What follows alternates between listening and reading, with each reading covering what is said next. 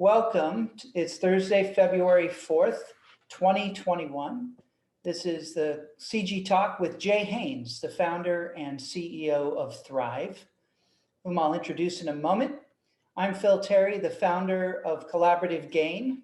We've had a series of wonderful recent product talks, including Marty Kagan and his newest book, Empowered, and Vidya Dynamani and her book, Groundwork. And today we get to be with Jay Haynes. So the talk today is focused, most of you know about the JTBD framework and methodology. What we're focused on today is in large distributed environments. And this question was brought to us by the chief product officer of a very large multi-channel operation in the US that is using JTBD, but is having trouble with multiple teams all at the same time and managing this basically in a large distributed environment. So I reached out to Jay Haynes, and he agreed to come and talk to us about this today, which is great. So first of all, Jay and I have known each other for 25 plus years now, I guess, Jay. Yeah. That's a little humbling there. We were at HBS together and actually studied with Clay Christensen together, who most of you know pioneered the concept of both disruption and popularized the jobs to be done innovation method. Jay has done a number of things. He's like I mentioned, the CEO and founder of Thrv. He's a global expert on jobs to be done. He's been an entrepreneur and an executive with 3 decades of innovation and investing experience. He's used the JTBD method with product teams at Fortune 500 companies, with private equity sponsored companies, and with venture-backed startups. He's got wide experience. He was an investment professional himself at a private equity firm, one of the legendary firms named GTCR. He was a product manager at this little company in Redmond named Microsoft, and the CEO of Strategy. And Jay has really seen firsthand the problems that executives and product teams confront when trying to do what we all want to do, which is satisfy customers and generate growth and equity value for shareholders. He's a thought leader in this space. He's really helped advance the framework, especially around reducing roadmap risk, accelerating revenue growth, generating equity value, and working in large distributed environments. He's been an adjunct professor at the Presidio School of Management. And as I mentioned, he was CEO of Strategy before founding Thrv, where he worked at Strategy with some of the world's leading companies. As many of you know, they work on the JTBD framework as well. So this is my good friend and a real, leading thought leader on JTBD and large distributed frameworks. And Jay, we got some questions ahead of time, and Jay was good enough to actually frame his whole talk on the questions about large distributed environments. So, hey, Jay, thanks for being here. It's really good to have you here. Yeah, thanks, Phil. Thanks for having me here today. And really excited because I love the work that Collaborative Gain is doing. And I think it's an extraordinary organization you built and just very unique in the market too. So extremely happy to be a small part of it. That's so lovely, Jay. Thank you. It means a lot. Yeah. And I should have mentioned to the attendees that Jay's going to talk for 30 or 35 minutes. Please post questions in chat. And we'll sort of monitor that, and then we'll do a Q&A at the end. So please, but post them as they come up. That'd be great.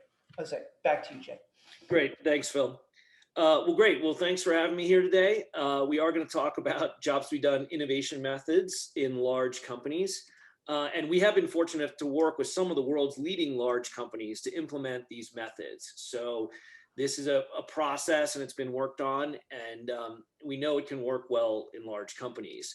So just as a quick review, Phil mentioned Clay Christensen, and the core idea behind jobs to be done, as he states it, is actually deceptively simple. It's that your customers are actually not buying your products. What they're doing is hiring your product to get a job done. So how does this help win in your market? We'll look at what this means in detail today. And as Phil mentioned, we got some great questions about jobs to be done fundamentals, which we'll answer today, including how do you define a job to be done and what are the benefits of the model? When is it time to break a job down into different jobs or pieces for your teams? Can a job to be done be situational or seasonal, or does it need to persist over time? And as customer journeys evolve, how do you understand those signals and adjust your jobs? And we also got some great implementation questions about implementing it in large companies, including when a job to be done cuts across multiple teams, how do you ensure a consistent view on how the journey should work? That's a great question. And I should say that was kind of the question that sparked this whole idea of doing this session today. Yeah, it's a great question. And how do you manage goals or OKRs against the jobs to be done across those teams with different functions and responsibilities? A great question as well. And finally, do different teams take different parts of the job, or is it one super team that manages the job end to end? So really great questions. So let's start with just the benefits of jobs to be done. Why is this stuff even useful at all? And as Phil mentioned, we all know as companies and as product teams and sales and marketing teams, we're trying to satisfy customer needs better than competitors in the market. This seems like hopefully a non-controversial statement. And the way that you satisfy customer needs is with a product roadmap that you develop, market, and sell. And unfortunately, history is full of examples of failed product roadmaps that literally destroyed once great companies. So BlackBerry, for example, thought there was a market for keyboard devices, and they lost. I thought BlackBerry stock has been shooting up recently. Jeff. Yeah, recently. It's been a crazy journey. But you may remember as well, when this happened in 2007-8, their market cap was 4 times larger than Apple's. And so their roadmap clearly led them in the wrong direction. And this is true of lots of companies. Britannica lost 100% of their sales in just 6 years. And of course, Kodak, which when I was a kid was a very, very leading brand in the world, they went from $30 billion to bankruptcy. Now, what's interesting about this is all 3 of those companies had product roadmaps in the exact same markets as Apple, Google, and Facebook, who clearly created trillions of dollars of equity values. So they were in the exact same markets if you define the markets from the customer's point of view and their job to be done. So building your product roadmap is extremely risky because you invest your company's capital in development, marketing, and sales before you generate projected revenues and profits. So of course, if your actual results are below your projection, this eventually drains the company of cash and leads directly to the failures like BlackBerry, Britannica, and Kodak. So we've seen product roadmap failures over and over again in history. And this is why with jobs theory, you want to build a customer-focused roadmap. This is what leads to success. And Apple, Google, and Facebook all invested in their roadmaps to get their customers' job done better. So the key benefit of jobs to be done is risk mitigation, because the cost of the jobs to be done work that you do upfront is tiny relative to the cost of investing your company's capital in actual development, marketing, and selling the wrong product roadmap. And this is the entire goal of jobs to be done. The benefit is generating accelerated revenue and profitability growth with less risk. So this is the benefits of it. So how do you do it? And this brings up the first fundamental question, which is how do you define a job to be done? What is a customer's job to be done? Well, this goes back to the 1960s and Theodore Levitt in his famous Marketing Myopia paper, which if you haven't read it, it's definitely worth reading. And he famously summarized jobs theory by saying customers don't want a quarter-inch drill, they want a quarter-inch hole. And this idea is true in any market. For example, consumers don't want navigation apps, which are a solution. They want to get to a destination on time, which is a stable job to be done. And consumers, as we all know, don't want iPods, records, or CDs. They want to create a mood with music. This is a stable job to be done as well. And in a business market, CIOs, for example, don't want blockchain, which just happens to be the latest technology. They want to obtain insights from data, which is also a stable job to be done. And salespeople similarly don't want CRM software. They want to acquire customers. This is their job to be done. It's the goal they're trying to achieve independent of any products. And finally, this is true in medical markets as well. Surgeons don't want stents or angioplasty balloons. Those are just solutions. They want to restore artery blood flow. So there are three different types of jobs to be done to consider when you're defining your customer's job. The three types are functional, emotional, and consumption job. A functional job is the key goal that your customers are trying to achieve. It's your true market because it will not change over time. And a customer job has a verb and an object. And finally, critically, a functional job doesn't contain any mentions of solutions, whether it's products, services, or technologies. And emotional jobs are critical as well. They're personal. They define how customers want to feel about themselves while they're executing the job. And they're also social. They define how customers want to be perceived by others while they're executing the job. And finally, consumption jobs relate to using a solution to get a functional job done. For example, consumption jobs include interfacing with a product, learning to use a product, and shopping for or purchasing a product. So all three types of jobs are important to analyze because helping your customers get these jobs done better than your competitors is how you win in your markets by creating the best customer experience with your products. So let's look at some examples of how to define a functional job, which is your true market. We can use these three criteria to test whether a customer statement is actually a functional job. So here's a customer statement: play MP3s. So is this a job to be done? Is it a market? Well, we can use our criteria to test it.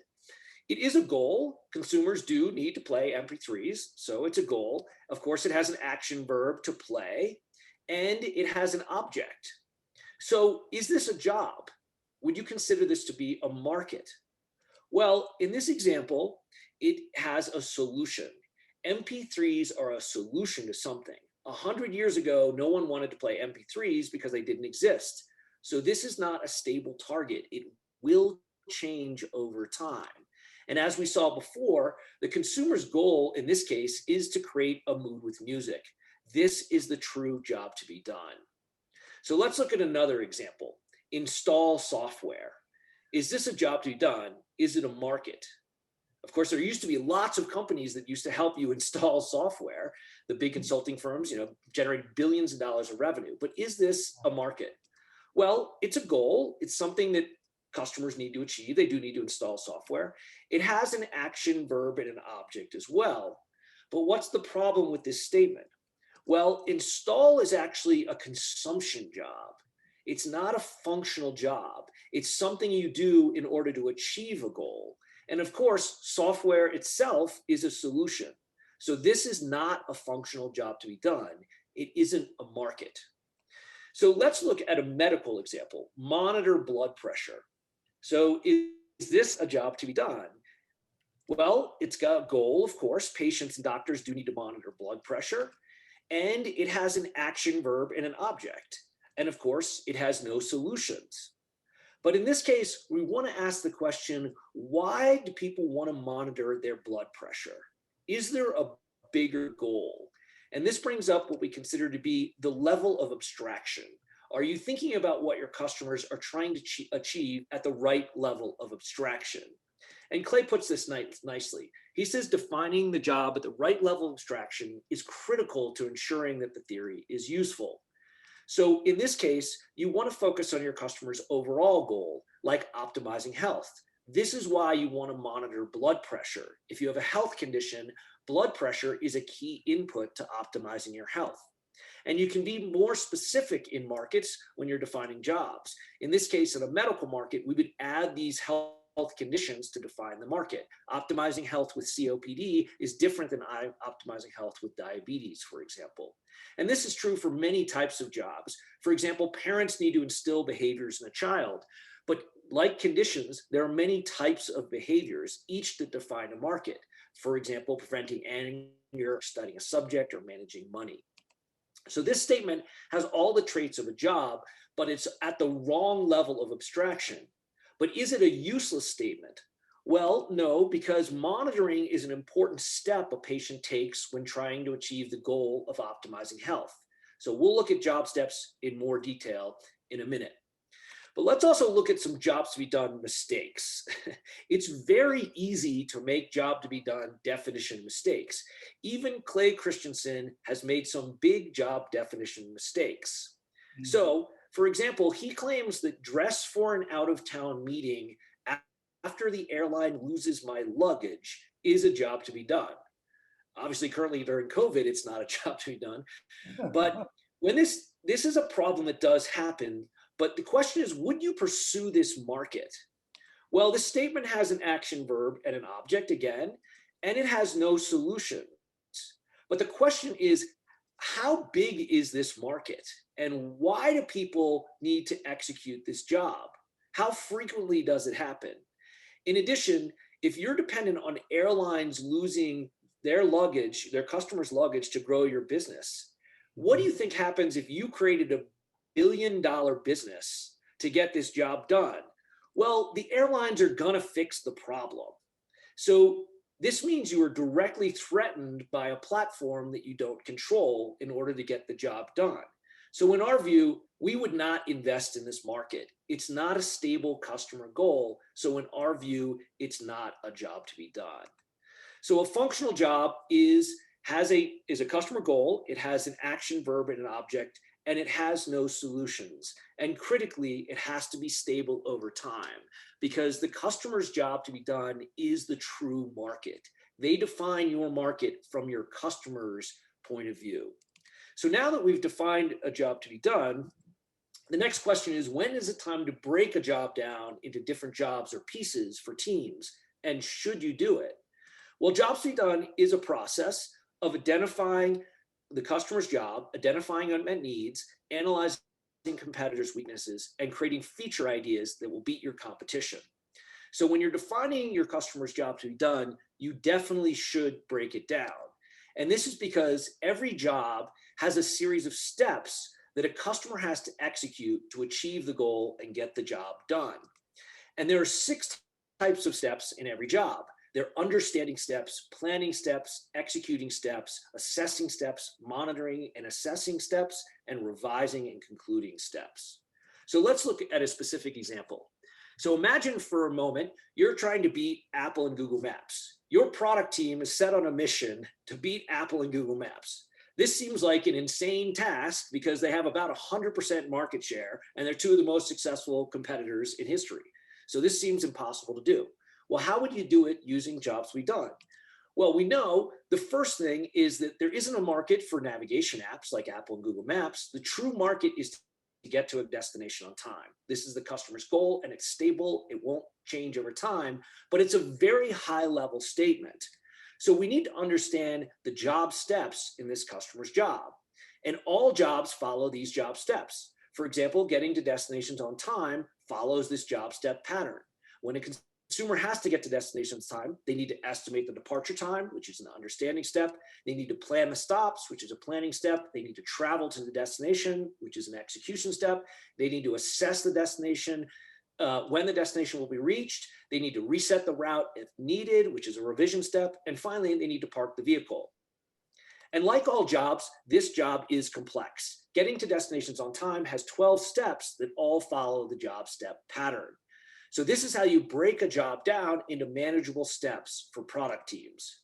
So now that we know the customer's job to be done in all the job steps, we want to break it down even further to identify unmet customer needs, because our goal is to satisfy customer needs better than competitors in the market.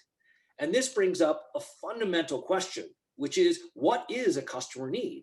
And does everybody on your product, marketing, and sales teams and your executive teams agree on what a customer need even is? And it's amazing, most companies don't have an agreed upon definition of a customer need. And answering this question is the true power of jobs to be done. So what is a customer need? A customer need is an action a customer has to take using a variable required to get a job step done. We'll look at this in detail. And you use job steps to identify your customer's needs. So in our Apple and Google Maps example, We know this job has 12 different job steps, and one of the steps is to plan the stops. And all job steps have customer needs. So in order to plan stops, a consumer, in this case, needs to know variables, including the optimal sequence to stops, the routes to stops, the open times at the stops, excuse me.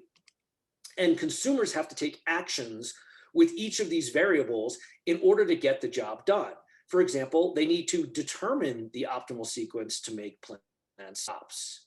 Structuring customer needs with actions and variables is the true power of jobs to be done, because it enables you to measure the speed and the accuracy of your customer's ability to satisfy their needs. And every job has about 100 different customer needs. Jobs are complex, but all of your customer needs are knowable. And like the job itself, customer needs are stable. They will not change over time. So they are a stable target for your teams to hit. And this answers this question. Your customers' jobs are not situational or seasonal. They persist over time. They are stable goals that your customers need to achieve. So now that you can identify all your customers' needs, which of those needs are unmet?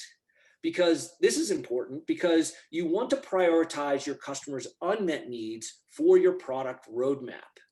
Satisfying unmet needs is the key to achieving your OKRs. So a need is unmet if customer needs struggle with the current competitive solutions in the market. In other words, if it is too much effort to satisfy the need and get the job done with competitive solutions that include your existing products. So we measure customer effort to get the job done to identify unmet customer needs.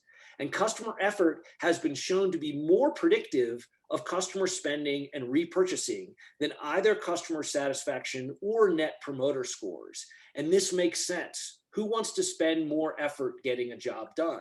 The answer is no one. So the way we do this is you can survey customers and you ask about customer effort. So in our Apple and Google Maps example, you would ask, how difficult is it for consumers to plan their stops? The percentage of customers who say it is difficult or very difficult is the customer effort score. And you can think of customer effort scores as the probability that a customer buys or uses what you are planning on building in your product roadmap. So in our Apple and Google Maps example, this is actually real data. 86% of consumers said planning their stops was difficult or very difficult in this underserved segment. So in other words, this job step has unmet customer needs. So now that we know there are unmet customer needs, we need to identify our competitors' weaknesses. And identifying competitor weaknesses is how you understand the signals as your customer journeys evolve. And this is critical because we know you should not adjust your customer's job. Their job is stable. It won't change over time. So their journey through the job steps and needs that they need to execute and satisfy will not change. But their customer experience of getting the job done, their competitive journey with different products and solutions to get the job done will change dramatically over time.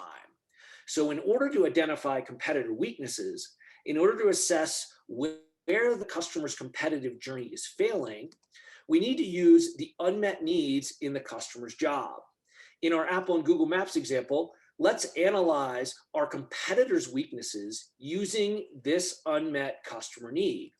So if a consumer were to determine the optimal sequence of their planned stops in a busy day using Apple or Google Maps, how would they do it? Well, a user would have to enter destination A to B, calculate the route and time. They would have to enter destination A to C, calculate the route and time, and replan if going from A to C was faster. And then repeat this manual process for every possible combination of stops in their day. So because this process with Apple and Google Maps is slow, and because a user would likely have imperfect information, the accuracy of doing this manually with Apple and Google Maps is low, the speed and accuracy of getting the job done are slow and inaccurate. These are the critical customer metrics. So this is an unmet customer need in the job of getting to destinations on time. It is a competitive weakness for Apple and Google Maps because it is slow, inaccurate, and customers think it takes too much effort to satisfy this need. So your jobs to be done research generates the key metrics that are critical to your success: speed, accuracy, and effort for your customers' needs. So now that we know your competitors' weaknesses, we can generate new product feature ideas. And feature ideas to get the job done faster and more accurate are how you evolve your customer's journey, the customer experience with your product. So this is the fun part. So let's generate a product idea to beat Apple and Google. Now, a lot of companies use brainstorming methods. And of course, the first rule of brainstorming is there are no bad idea, which of course itself is an incredibly insane idea because there's literally an infinite supply of bad ideas in the world. So we don't brainstorm. And the reason we don't brainstorm is we have criteria now to judge product ideas. And those criteria, of course, are the unmet customer needs in the job. So let's generate a new product idea. How would you satisfy this need faster and more accurately and with less effort than Apple and Google Maps? Well, we know that people keep their destinations where they need to go in their calendars. So let's create a feature we called Sync and Optimize. We'll sync with a user's calendar like this one, and we'll add an optimization button and an optimization algorithm.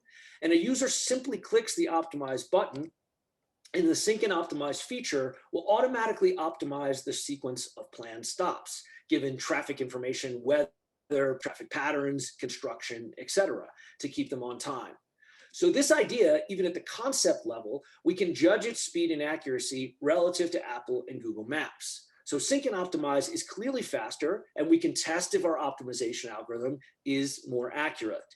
And this is critical because this is customer value. Customer value is getting your customer's job done faster and more accurately than your competitors.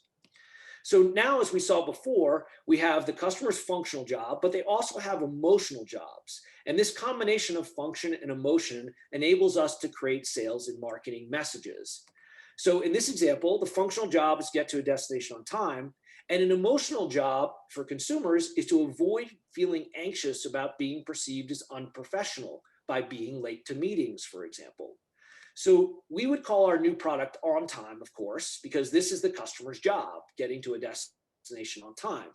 And we would message to automatically arranging a customer's busy day in the optimal order to keep them on time, confident, and relaxed.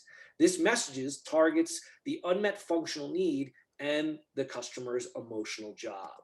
So now that we have a product feature idea and sales and marketing messages that will create customer value, we know that we've completed the jobs to be done innovation process in order to build a customer-focused product roadmap to accelerate your growth and achieve your OKRs. And this whole process coordinates your product marketing and sales teams by aligning them with your customers. And this results in accelerated growth and revenue and profitability growth with less risk, which is the whole goal of jobs to be done. So finally, how do we implement this with your teams? The first implementation question is, when a jobs to be done cuts across multiple teams, how do you ensure a consistent view on how the journey should work? So to ensure a consistent view on how the journey should work, the key is to define which journey you are talking about. The job to be done journey is the set of stable steps and needs that will not change over time for your customer. And your customer's competitive journey is what it takes to get the job done with your competitors' products, including your existing products. So where they struggle to get the job done with those competitive products, including your products, all of this should be measured with speed, accuracy, and effort to define where they struggle in their journey to get the job done. So the next implementation question is how to manage goals and OKRs against a job to be done, especially across multiple teams with different functions and different responsibilities. So since the goal is to satisfy customer needs better than competitors in your market, the key is to use your customers' unmet needs to achieve your goals and ultimately create customer value. This is what coordinates your product marketing and sales teams and aligns them with your customers, ultimately to roll up into your critical OKRs of revenue and profitability growth, increased customer satisfaction and NPS scores, and generating more customer leads and lower customer acquisition costs. So you can connect directly what you're doing to help your customer get their job done faster and more accurately to very specific OKRs. And finally, the related question of achieving goals and OKRs across multiple teams is, do different teams take different parts of the job, or is it one super team that manages the job end to end? I love the concept of a super team, by the way.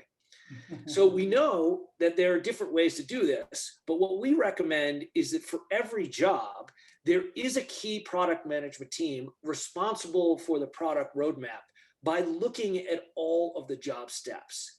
And this is critical because jobs are very complicated. And if you have a team that's focused on a specific customer job, and of course, at large organizations, you're targeting multiple jobs across multiple teams. But the reason you want to have a product management team focus specifically on a job is that over time, your mission is to get the whole job done for your customer. No one wants to use multiple solutions to get their jobs done. And this is how you create competitive advantage over time, by getting the whole job done. Now, you can organize different dev teams based on different job step types. And this is because each type of job step has different characteristics. So for example, planning steps usually involve gathering information and data that a customer needs to execute the job and confirming that that data is accurate.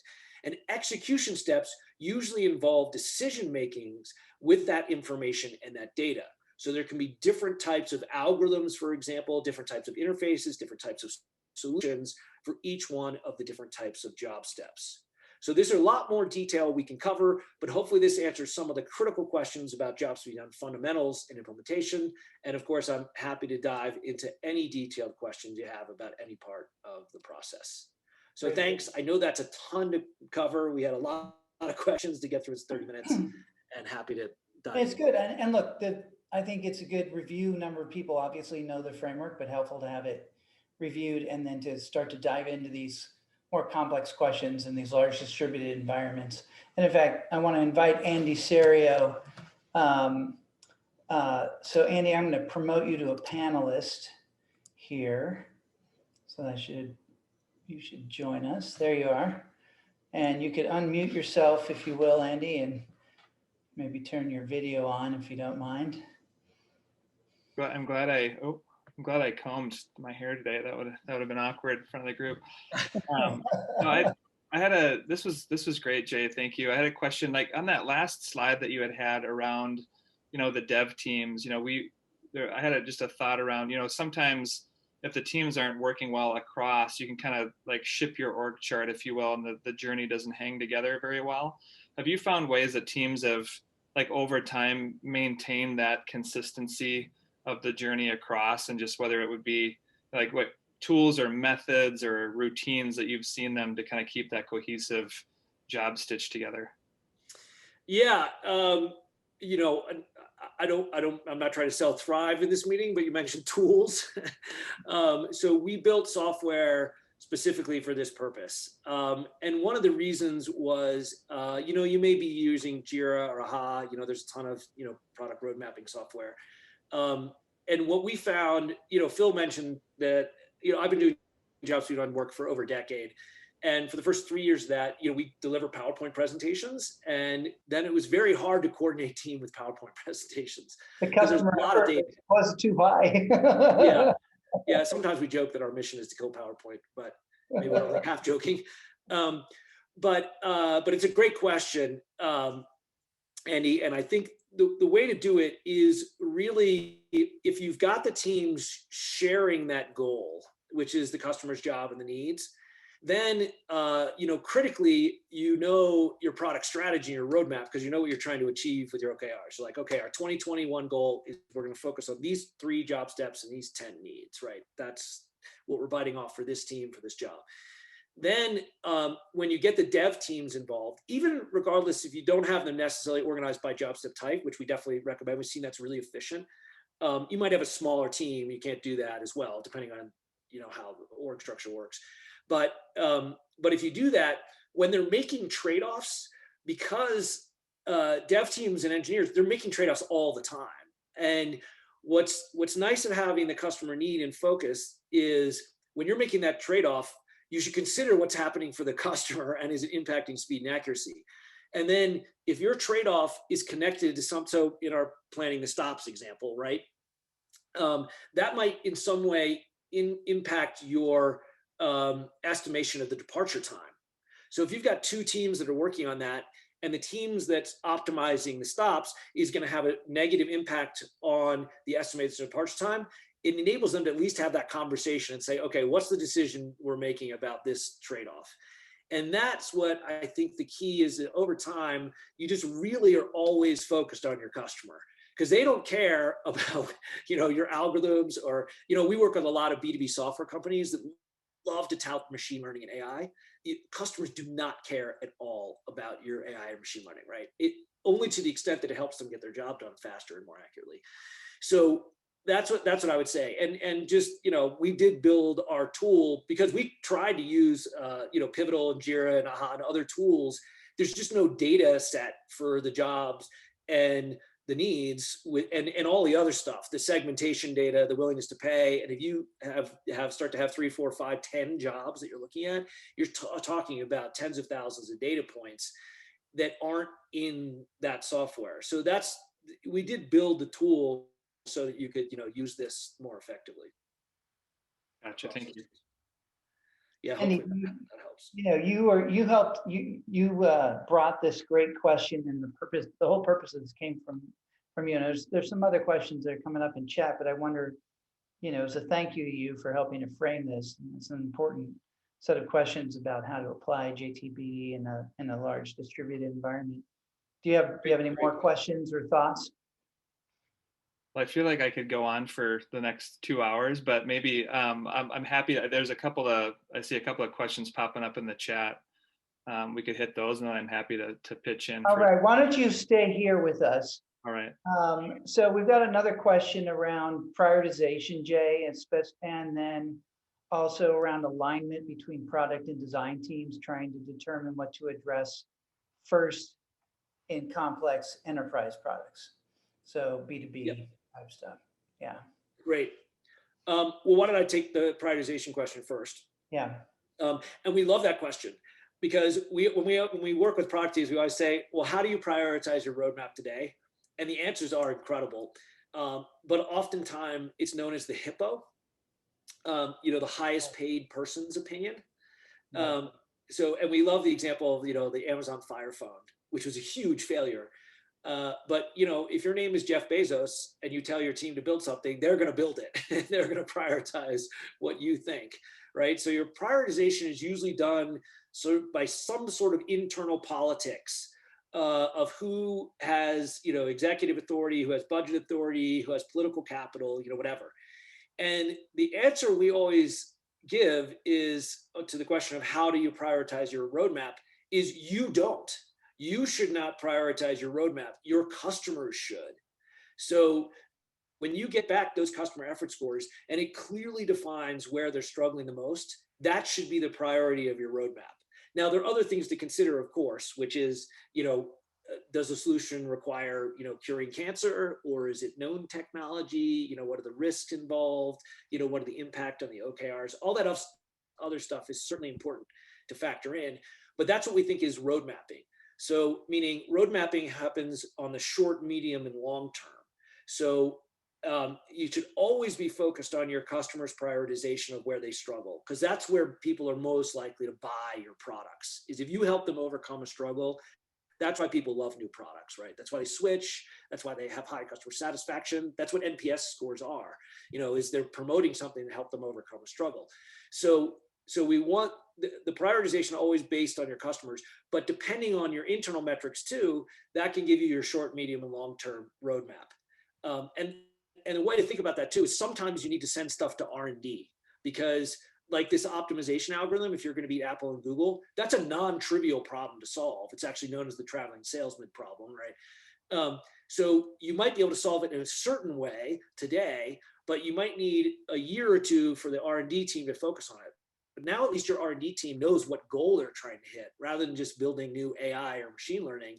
They know what the goal is, so they're very focused on what are you doing in 2022 as opposed to 2021. So that's how we think about prioritization. Phil, the next question was alignment. Yeah, I mean, it has to do with prioritization, but basically aligning prioritization between product and design teams. Yeah, and we love the question about design too. And design thinking is totally great. We've written stuff about how jobs and design thinking comes together and how they work together and all that. The way that we think about that is the product team should be focused on the functional job. So what do you need to do? What is the functional problem you're trying to solve? And the design team is critical to that too, because they help figure out how you're going to get the functional job done. But the design team can also pick up there on what is the UI and UX to get the functional job done, right? So is there, the interface should take the least amount of effort. And in fact, we can share it with teams. We've mapped out the consumption jobs like interfacing with a product. And not surprisingly, it has steps and needs as well. So it's critical that design and product teams are functioning together, because ultimately your customer doesn't experience those as two different things. Your customer just wants to get the job done. Now, some mistakes we've seen are where design teams are able to create, unbelievably beautiful interfaces, for example, that looked great, but they don't actually get the functional job done. And my favorite example of this is Craigslist. Of course, we all know Craigslist, like literally it has like one of the worst interfaces in the world. It's like, because it literally was designed in like 1997, and yet it's still dominant in its market because it has liquidity. In other words, in that case, you've got two jobs, you've got buying and selling jobs, and you've got so many buyers and sellers that you're going to get the functional job done of selling your used car, for example, even though the interface is terrible. Now, if you're going to attack Craigslist, you need to create a beautiful interface, hopefully, of course, but you need to get that functional job done too, because if no one's in your market and you can't sell your car, you're going to go back to Craigslist, even though it has a terrible interface. So it is incredibly important for the customer experience for both design and product to work together, but you don't want to sacrifice that functional job and those unmet needs in the functional job. Hopefully that's helpful. Okay, good.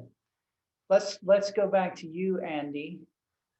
More on the complex distributed environment, maybe, or what are you thinking?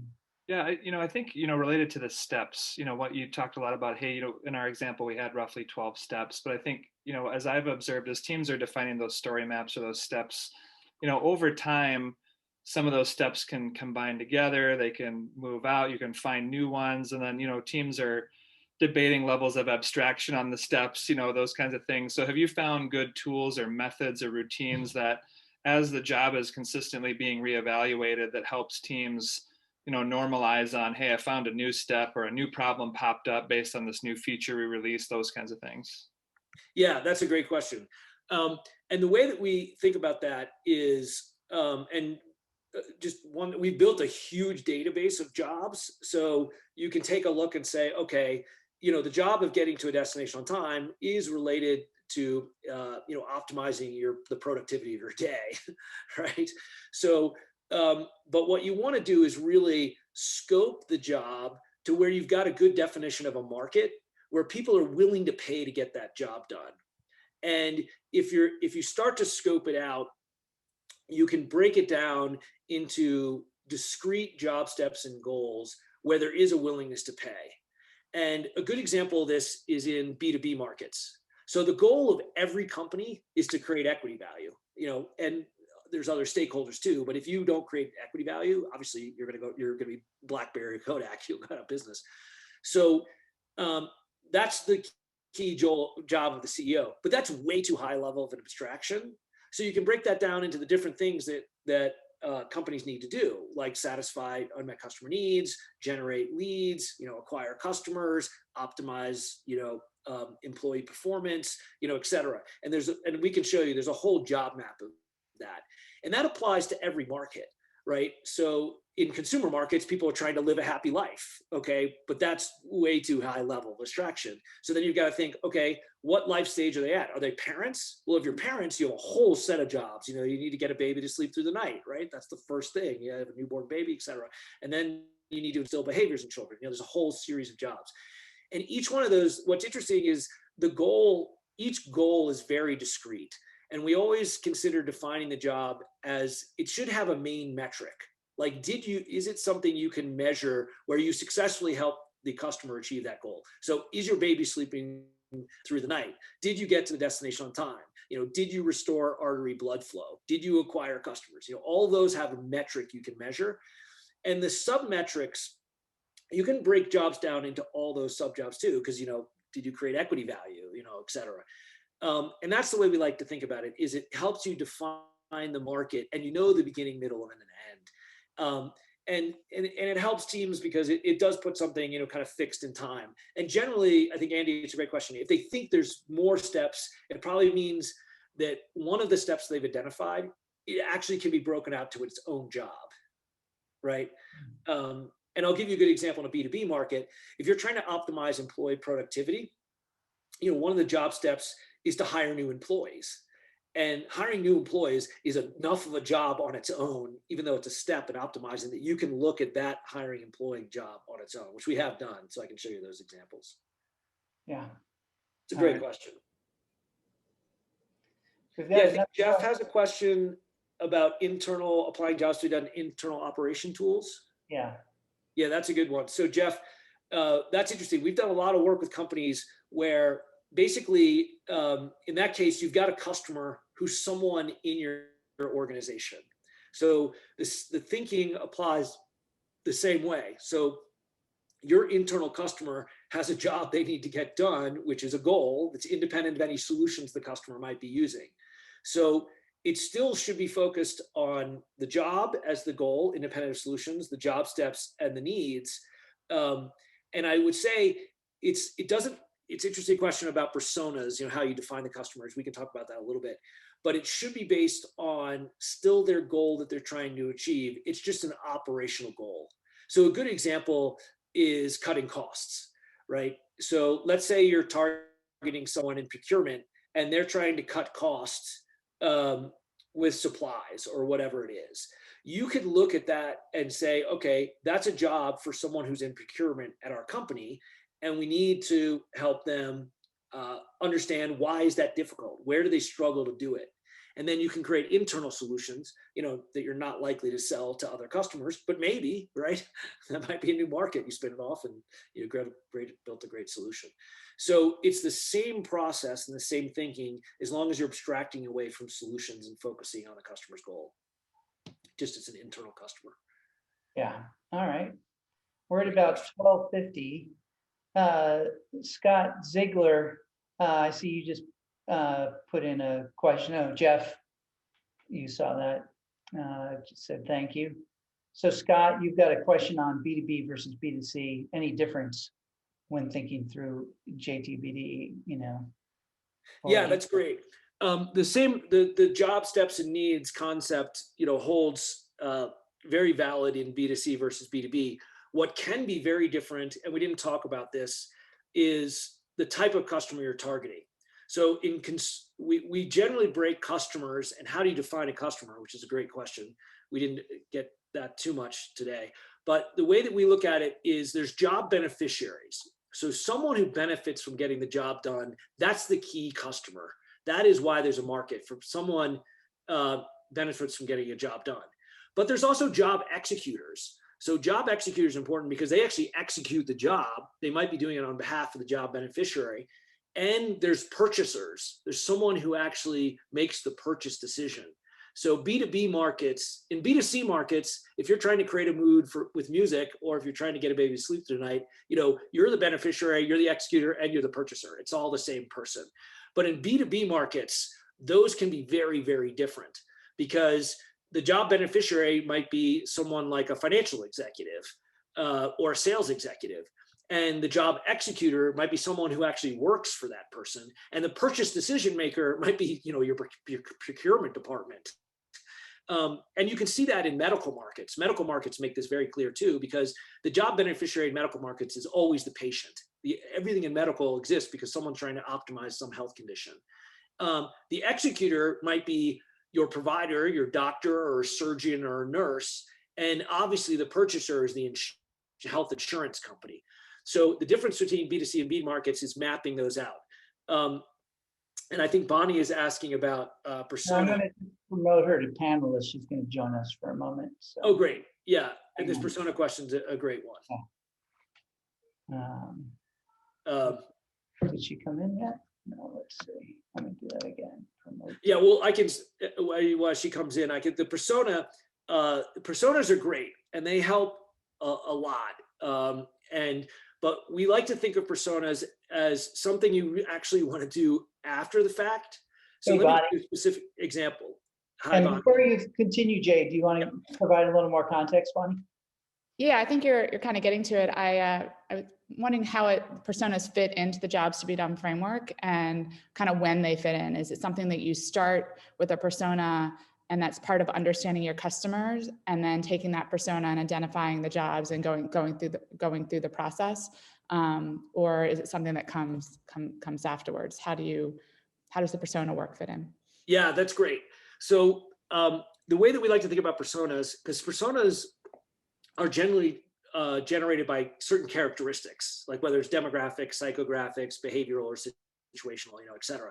So you might create two personas, like Joe, who's like young and urban and has a high school education, and Kate, who's female, has a master's degree and is rural, right? So those would be two totally different personas. And they're useful because all customers are people, so you want to think about people. But the problem with that is then it gets into a question of segmentation too, and what you do with those personas. So a lot of times those two personas would never be included in the same customer segment because they're so different based on characteristics. And this happens in B2B markets too, like consumer packaged goods versus financial services would be very different. The problem with that, and we can show you a lot of data on it, is it doesn't necessarily mean they're underserved in different ways. So I'll give you an example. Are Paul and Kate, these two different personas, could they both struggle to get to a destination on time in the same way? And the answer, of course, is yes, absolutely. And the reason that that's true is because they both make frequent and unfamiliar stops. It doesn't have anything to do with the fact that they're male or female, young or old, master or high school education. So you would miss opportunities to say those two customers are actually struggling in the exact same way to get to a destination on time. And so what we do in our segmentation analysis, I know we only have 5 minutes left, so I can follow up with you if you want, but we look at those customer effort scores and we'll plot them by personas. So we'll say, are men and women any different? Are older and younger people? Are CPG and financial services different? And if they are, that's great. But we've done hundreds of these surveys, and so many times there's no difference based on those persona demographics. And the reason is because people care about struggling to get the job done. So when we segment, we actually look for a group that's all struggling in the same way. And then when we have that group, because they all have raised their hand and said, yes, I am struggling to get to a destination on time or whatever it is, then we build the personas after that. We say, like, why are they struggling? And the personas usually relate to something about the job. Like in that case, they make frequent and unfamiliar stops, more so than any kind of traditional persona characteristics. Personas are useful for a lot of different reasons too, but just in this, innovation process, kind of at the front end of innovation, we don't want to start and restrict ourselves to a persona definition that might not be the reason why they're unmet needs. What do you think, Bonnie? Yeah, I have a number of follow-up questions. I guess one quick one. The example you just gave, though, sounds like the company had an understanding of the personas. Would it be helpful to apply the framework and then use the framework to identify the personas as an output? Would you identify different personas if you did it in that order? Yeah, and we can. I know we have like 3 minutes left, but so the way we do that is we use personas to design the sample population in the quantitative survey. So we work with companies to do customer interviews to define the job steps and needs and all that. But then we really recommend doing a big survey on customer effort scores. And when you're designing that sample population, you want to include all the personas, including personas about customers who are using your competitors' products, right?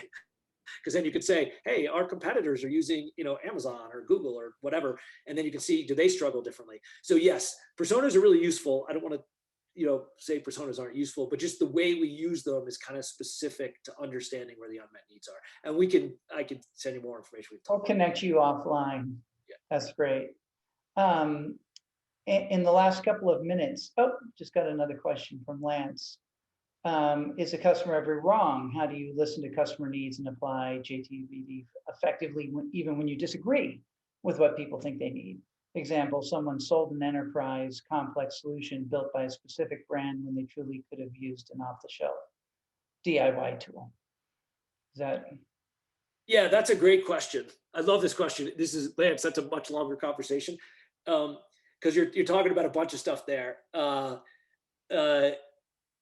When you disagree with what people think they need. So I would frame that as, this is the ultimate question about latent needs, right? And especially in startup world, people think they're latent needs, because there's some entrepreneur who thinks they're Steve Jobs and they're like, I know what customer needs, and I'm going to create my product because they need my product.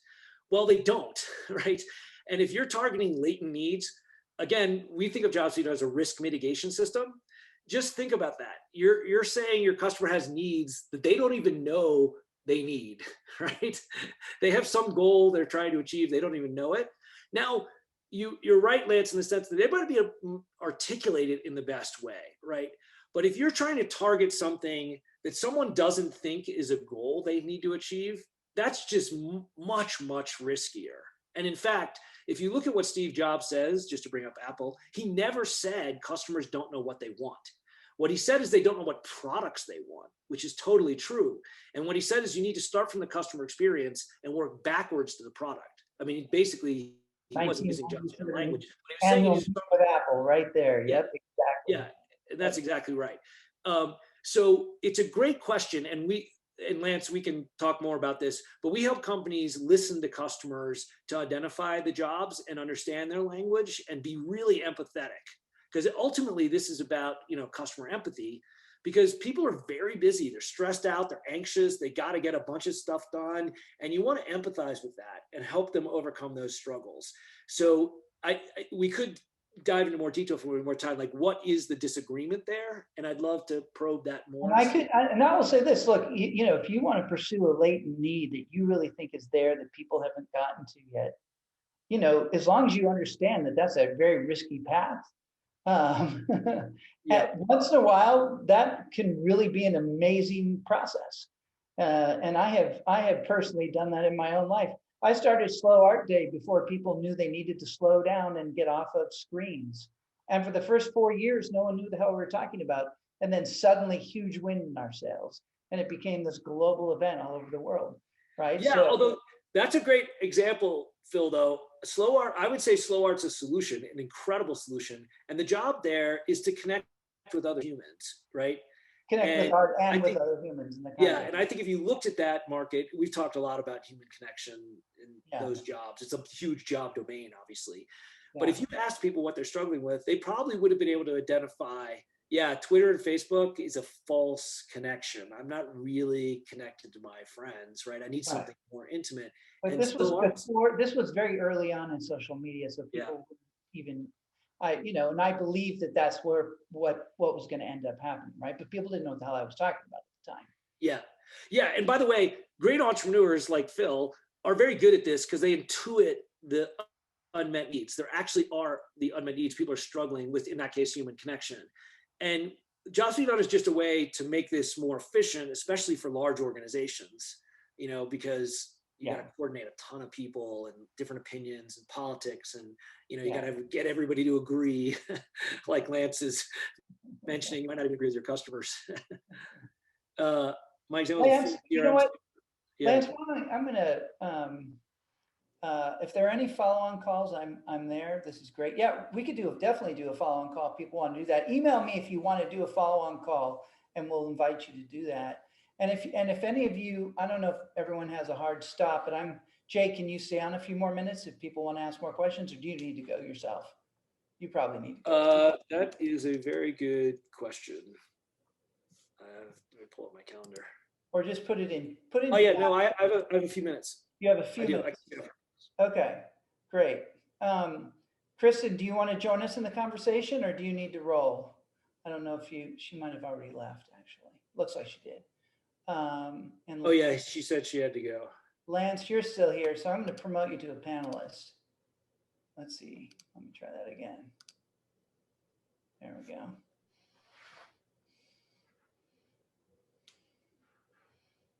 You can unmute yourself, Lance. There you go. Howdy, howdy. Hey, Lance. Thank you, Jay. Yeah, great question. I saw your follow-up that's a CRM suite for nonprofits. There's a certain amount of humility. I do want to listen. But at the same time, I keep going back to you're wrong, and I get stuck on saying they're getting the brand blindness. Like I have to use Salesforce. I have to use this $100,000 thing. And really it's like a $1,000 journey that they really need. I'm just trying to shortcut to that gently, right? Without saying, and it's not my product. I'm just an advocate here. Yeah, that's a great question. And this is, Lance, you're actually asking a really interesting question too, because this is kind of where jobs to be done theory intersects with disruption. And not to go too much into disruption theory, but Clay started his work with disruption, and the basic idea is that products will start to overserve customers. They'll become too complex. And Lance's example is a great one. Like, if you're a nonprofit, Salesforce for sure. Yeah, you don't need a full CRM Salesforce suite that costs a ton of money. So what'll happen is someone will enter the market that's actually a CRM that's worse. An average salesperson would look at it and be like, oh, I can't do all these things that I can do, right? But it satisfies the needs at lower costs. And that's the essence of disruption, is that it's a worse product, but it's targeting needs that are kind of overserved by the existing incumbents. And of course, Microsoft Excel is a great example of this. It's a product that people use to create grocery lists, as well as like LBO financial models, hedge fund, strategies. But Google Sheets, which is free, and does collaborative needs better because it's all, web-based, starts to take over the market as a free product and then gets better and better over time. So I think that's a great example of disruption intersecting with jobs to be done, because in that market, nonprofits, it seems like they need donor management, which is kind of their CRM product, right? Acquiring customers, they're acquiring donors, and it's a related job to that. And where they're underserved, Salesforce is overserving it. So that's a great example. You can still use the job and the needs to figure out, those customers and where they're struggling. Just introduce a lower cost product that disrupts Salesforce. Thank you very much. Annette, I've just promoted you to a panelist, so you could join our conversation here if you're up for that. At least unmuting yourself and maybe sharing a comment. And she might not have realized I did that. She might have walked away. I kind of did a cold call there. All right. So listen, Bonnie, do you want to ask more, or Andy, do you want to ask more questions? Or And I could ask I'd love 100. to, but I have to rush here in about 2 minutes. But this was, Jay, this is an awesome talk. Super appreciative of you taking the time to put all this together.